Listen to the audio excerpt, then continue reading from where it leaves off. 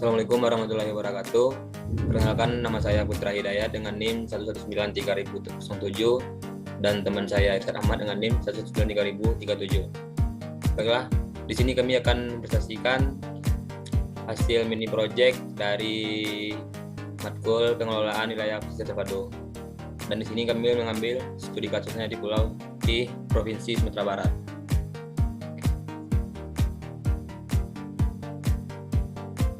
Adapun outline dari presentasi kali ini yaitu ada pendahuluan, alokasi dan strategi RZPP 3K Sumatera Barat, dan pengendalian dan pengawasan. Pendahuluan. Sebelum lanjut lebih jauh, alangkah baiknya kita mengenal terlebih dahulu apa itu pengelolaan wilayah pesisir terpadu.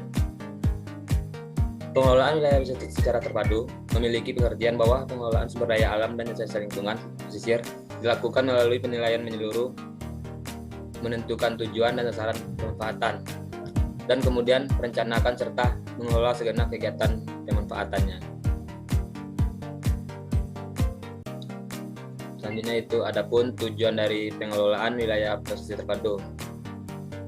Perencanaan pengelolaan wilayah pesisir dan pulau-pulau kecil dilakukan agar dapat mengharmonisasikan kepentingan pembangunan ekonomi dengan pelestarian sumber daya pesisir dan pulau-pulau kecil, serta memperhatikan karakteristik keunikan wilayah tersebut.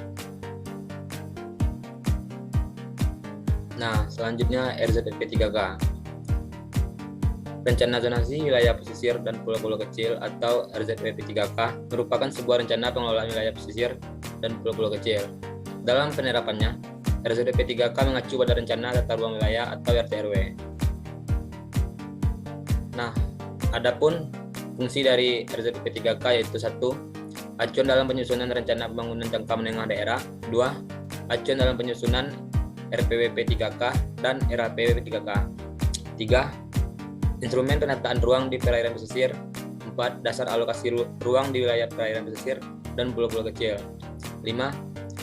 Dasar pemberian izin lokasi perairan pesisir dan izin pengelolaan dalam melakukan pemanfaatan ruang dari sebagian perairan pesisir. 6. Acuan dalam rujukan konflik di perairan pesisir dan pulau-pulau kecil. Dan terakhir yaitu acuan dalam pemanfaatan ruang di wilayah pesisir dan pulau-pulau kecil. Nah, sebelum mengenal lebih jauh tentang Sumatera Barat, alangkah baiknya kita mengetahui dulu geografis dari Sumatera Barat.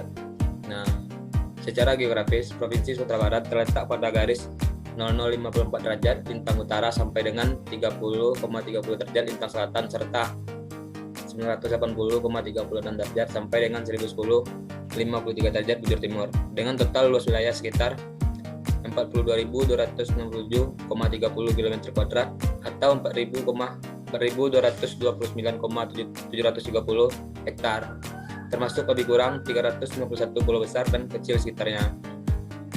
Nah, adapun di sebelah timurnya berbatasan dengan Provinsi Riau dan Provinsi Jambi, sebelah utara dengan Provinsi Sumatera Utara, sebelah selatan dengan Provinsi Bengkulu, sebelah barat dengan Samudra Indonesia. Alokasi dan strategi RZPP 3K. Nah, ini merupakan peta alokasi dari RZPP 3K di Sumatera Barat. Atau untuk lebih lengkapnya bisa teman-teman lihat semua di peraturan yang mengatur tentang pengelolaan wilayah pesisir berkelanjutan di Provinsi Sumatera Barat. Nah, selanjutnya yaitu strategi RZPP 3K terdiri atas 1. Strategi optimalisasi pengembangan budidaya dan tangkap perikanan. 2. Strategi optimalisasi pengembangan pelabuhan. 3. Strategi optimalisasi pengembangan pariwisata. 4. Strategi optimalisasi pengembangan industri. 5. Strategi pengembangan fasilitas umum. 6. Strategi pengelolaan hutan mangrove. 7. Strategi pengelolaan kawasan konservasi. 8. Strategi penataan alur laut. 9. Strategi peningkatan mitigasi bencana. Nah, untuk selanjutnya akan dijelaskan oleh teman saya, Irsyad Ahmad. Ya, selanjutnya RZPP 3K Sumatera Barat.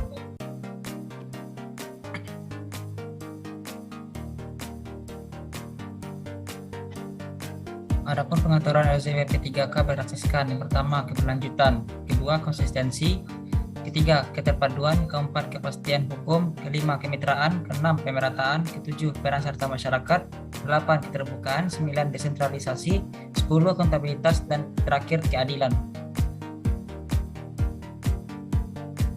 Selanjutnya yaitu rencana lokasi ruang wilayah pesisir dan pulau-pulau kecil terdiri dari KPU, KK, KSNT, dan HL.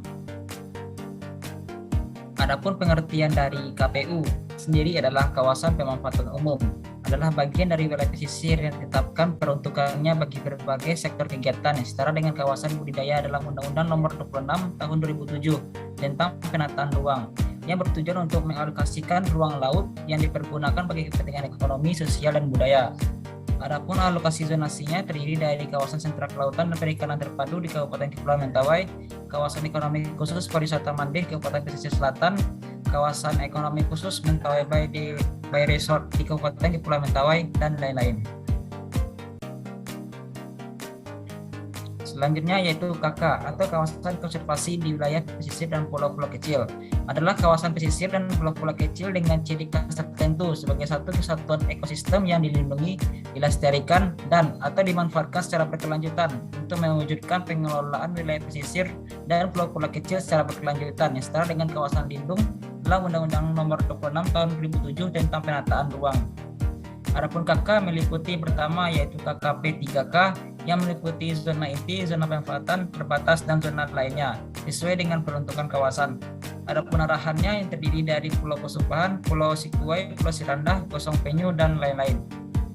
Yang kedua yaitu KKP, melindungi zona inti, zona perikanan berkelanjutan, zona pemanfaatan, dan zona lainnya. Adapun arahannya terdiri dari Pulau Pandan, Pulau Angso, Pulau Silaina, Pulau Penyu, dan lain-lain.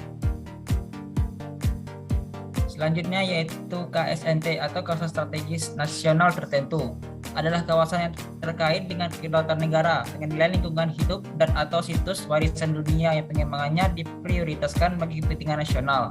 Dan KSNT ini diperuntukkan sebagai pengelolaan batas-batas maritim kedaulatan negara Republik Indonesia, pertahanan dan keamanan, kesejahteraan masyarakat, dan pelestarian lingkungan negara Republik Indonesia.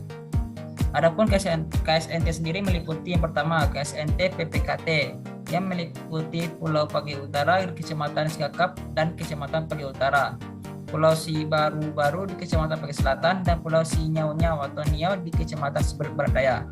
Yang kedua KSNT PK yaitu Lantamal 2 Telubayur dan Pos TNI Angkatan Laut. Yang ketiga yaitu KSNT AM yaitu di perairan sekitar Pulau Pandan, Kota Padang.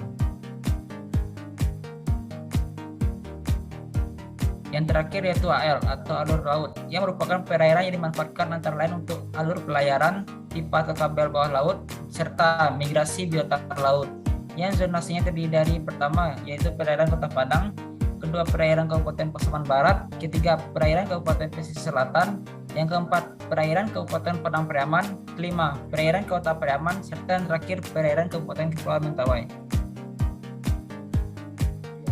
Selanjutnya yaitu indikasi program rencana pemanfaatan ruang. Yang pertama, indikasi program pemanfaatan ruang perairan wilayah pesisir dan perairan sekitar pulau-pulau kecil provinsi berpedoman pada rencana alokasi ruang dan peraturan pemanfaatan ruang. Yang kedua, indikasi program ini disusun berdasarkan indikasi program utama dengan waktu pelaksanaan selama 20 tahun yang dirinci per 5 tahunan.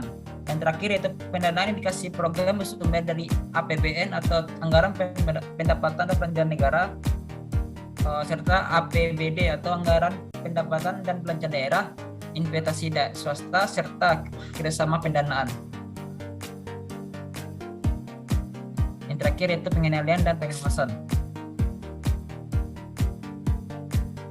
Untuk menjamin terselenggaranya pemanfaatan ruang perairan di wilayah pesisir dan perairan sekitar pulau-pulau kecil secara terpadu dan berkelanjutan, dilakukan pengawasan serta pengendalian terhadap pelaksanaan ketentuan pemanfaatan ruang perairan di wilayah pesisir dan pulau-pulau kecil oleh pejabat tertentu sesuai dengan kewenangannya, dan pemerintah daerah wajib melakukan pemantauan, pengamatan lapangan, serta evaluasi terhadap perencanaan dan pelaksanaannya. Adapun masyarakat dapat berperan penting serta dalam pengawasan dan pengendalian pemanfaatan ruang perairan di wilayah pesisir dan pulau-pulau kecil. Dan dalam pelaksanaan pengendalian, pemerintah daerah wajib menyelenggarakan akreditasi terhadap pemanfaatan ruang perairan di wilayah pesisir dan pulau-pulau kecil. Mungkin itu saja yang dapat kami sampaikan. Lebih kurang mohon maaf. Assalamualaikum warahmatullahi wabarakatuh. Terima kasih semua.